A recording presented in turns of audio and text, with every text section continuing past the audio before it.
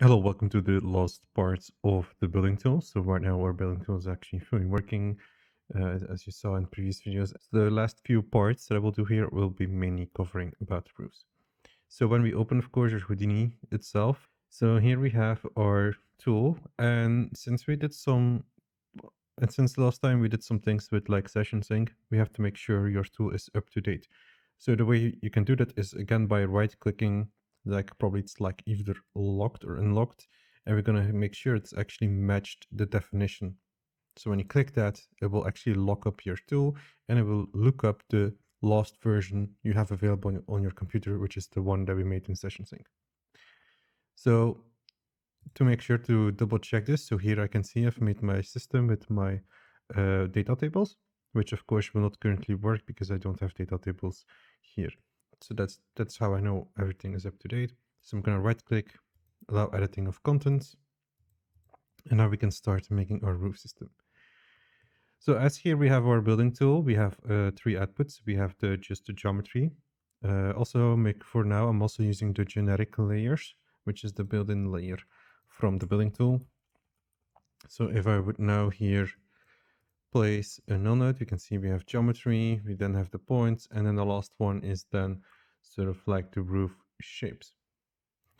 To keep things simple for now, we're gonna also now, you can see that I have multiple inputs. So to keep things a bit more simple now, I'm just gonna make sure we have one box so we can start from a bit basic shape and then see later on if we can do something more interesting. So we're gonna start here with that. So we can, for example, say like floor layers or something like that. So these are like for each floor. Now, of course, from these layers, I want to like blast away the actual floors, but only want the roof layer. So usually we should have like a group for that. So we now have the roof part, so we can see floors or roofs. And from this part, we then want to write our logic. So if we actually have multiple buildings, then we want, of course, do a loop. So we want to write our logic in a loop. So either we can do for each primitive, or if your loop, or if your primitive is a bit more complicated, then we should probably do like a for each connected piece. So either for each primitive or for each connected piece. So for my case, I'm just going to start out with a for each primitive.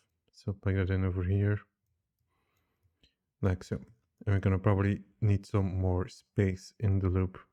So now we're just working on this one single tile, which of course I only had one before, so it's not going to matter that much. And so first thing to do here in our loop is to make sure our shape is clean and topology wise. So right now my example is pretty good, like it doesn't have weird topology. But in case there is some, we're going to use the face node, which will remove points if there would be here on the line multiple points. So if I would now go here, we say remove inline points, it will actually delete them, but for now it's not really visible since it's already like a decent shape here. Another thing to do is you want to use the poly expand node. And this could potentially also be in a loop because let's say this, for example, had like multiple pieces or something like that. We want to then for each piece do that. So if you just, for example, now take the poly expand, so poly expand 2D, place it in over here. And you might see really nothing special, but there will be a small border here on the side if you look at the wireframe. Now this poly expand, we want to change the output from the curves to the surface, and it will create this weird shape. And we're going to basically then boost here the offset, and we can make something a bit higher, like let's say 50. So you can see that this will create a large shape, but we are only interested in this part because this is sort of like looking as a roof shape from the top here. So we want to here disable that we don't need the outside, but only want the inside part, which is then basically like a flat shape of my roof. So this will be a nice trick on how you can get a roof shape. You sometimes also want to play around here with this option because the more complicated system, the more complicated shapes you have, the more complicated systems you maybe want to do in this step here. So we also want to then enable here the edge distance. So this will measure how long it took to sort of like create the middle points here. So we can store the value from A to B, and then we can use it to actually boost up our middle line here. Next step is to actually fuse the poly expand nodes. So you will see that here I had 11 points. After the views, I had 6 points. I can also count them here. I can see I have 6 points in my viewport as well. Now, we want to then use that attribute called edge distance, which is stored in the vertex, and we want to promote this to points, because that will be, of course, easier to work with. So promote attribute.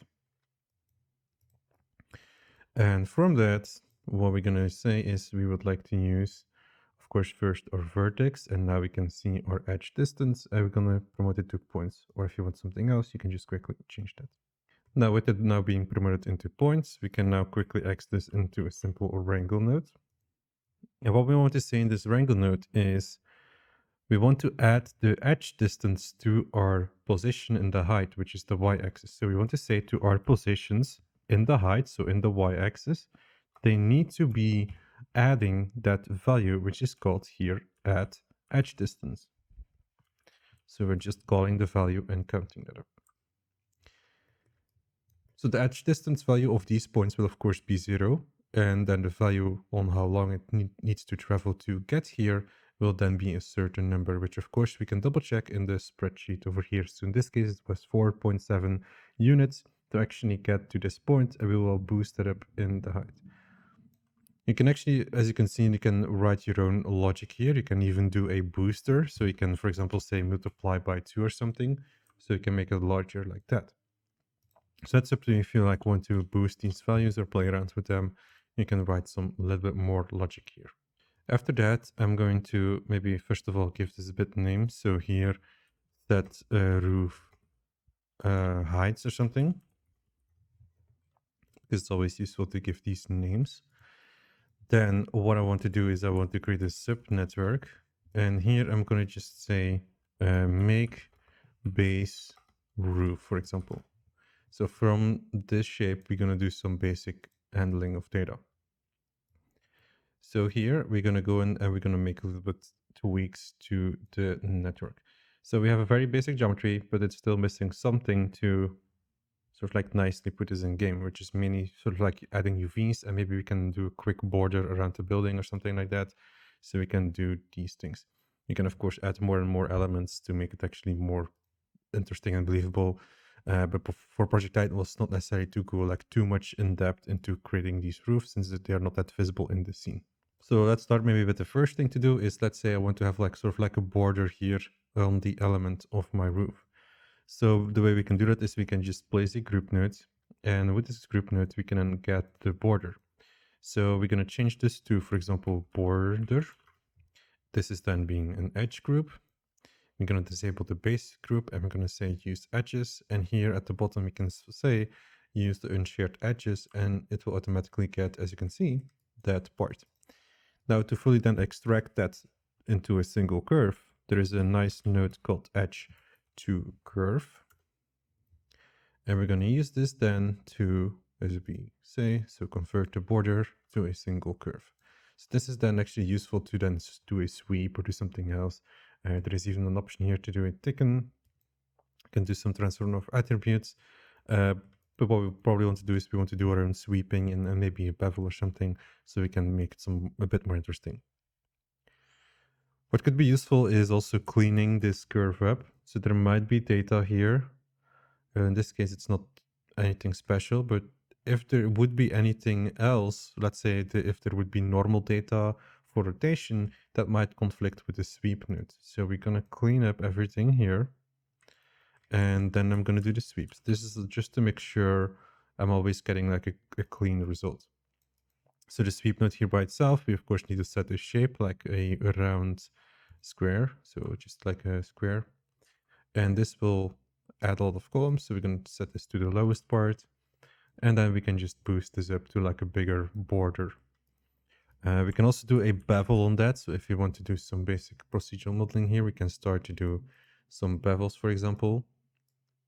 So here we're now basically like beveling every single edge. We can change that to, for example, here exclusions, and to say ignore flattened parts, which is basically these flattened areas. And then we have something like this now. So you can play around with this. You can even have like very cool patterns. If you're going to go here to the options here, we can change this to adding more divisions first of all. So it's nice and round. and we want to change the profile, for example, to a ramp.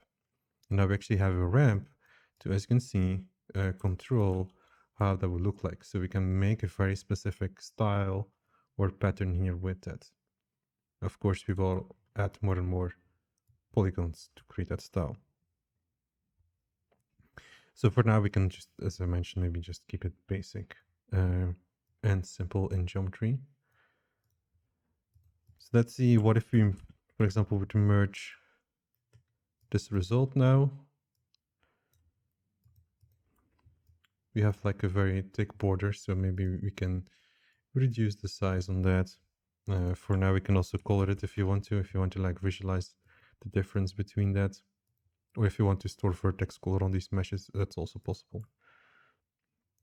So you have like a basic border there.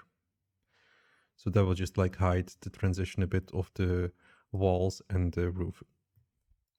Now, next part is adding UVs. So we have our base shape here. So maybe let's place a null node. So here we have the base shape, but we don't, if we go to UV view, there is no UVing of this yet. So we need to find a way on doing some nice UVs. So there are a few ways on how we can set these UVs. And the way I'm going to do that is I'm going to loop over each primitive. So here for each primitive of the roof. So in this case, we only have 4. I'm then going to do a sort of like either UV flatten or projection. So what I'm going to do with that is I'm going to calculate the normal direction. So in the normal, I want to calculate the point direction or points. So we have like these small little points facing where the orientation is. And I can use this then to calculate roughly how I should rotate and offset my UV. So we'll write this small rectangle here. And what I'm going to do is I'm just going to say at the normal, this is the y-axis should be 0, which is equal to 0, I would say. So here I made the normals a bit bigger. So they're now facing in this direction. So I want to use this information in basically a UV projector. So just going to keep it simple and just use a UV projector. And we want to have this area facing the same direction as our normals. So if I later then have another geometry part, it will also need to face that same direction. What I can already do here in the UV projection is we can use an expression of centering. So we can either use the centroid function, which will just calculate the center. So we can have to say which geometry, which is 0 itself. Then we have to say the axis or dx. And then we just copy paste this. And then we paste it to the other one. So this is the y. And this is then the z. So we now have pasted this in the middle. Now the only thing that we need to then take care of is then here the point rotations. So I want to here rotate this based on that normal direction. So that's how I'm going to use this method here. Now let's go back here and calculate the angle. So we can say add angle. So a couple of things that we want to do here is I want to calculate the dot product of our normal by a base vector, which is 0, 0, 1. That's the first step. So here we can see that value now. What we then want to do is we want to calculate the arc conus value like that. So we want to calculate that value, which will return a radial version of that. So we want to then finally convert that to degrees. So we're going to use the function from switching radians to degrees here, like so. Then we should have a value here. Just to make sure to be safe, we are going to normalize this value.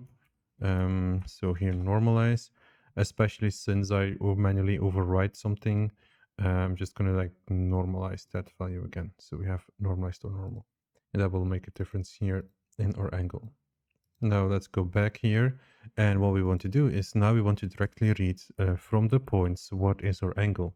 So I'm going to say 0, 0 dot angle. And we want to then say index 0. So that should give us that value. And it will now unwrap it like that. So we have a very basic unwrap system with that.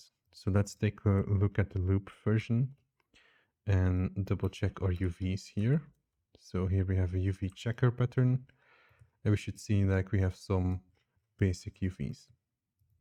We can always do a UV transform afterwards. So UV transform. We can use this as, for example, like scaling value or something if you want to scale it back. So maybe for now, to like see it better in the viewport, I'm just going to scale it like that. So as you can see, we have now a basic, simple unwrap, nothing special, but this is how you could, for example, do it. You can try to do it in other ways, like you can, like I mentioned, can you, for example, use UV flatten? You can directly say, I want to UV flatten this part, but the chances you have to make sure that this is always at the bottom, which will not always happen. So here in this case, for example, since it's a quite basic shape, it's sort of like is good with that, but UV, but the text density is not consistent. As you can see, like here we have these big chunks and here we have smaller ones. But yeah, there are just multiple ways of how we can try to do unwrapping and fine tune that. So I used just the basic projecting here.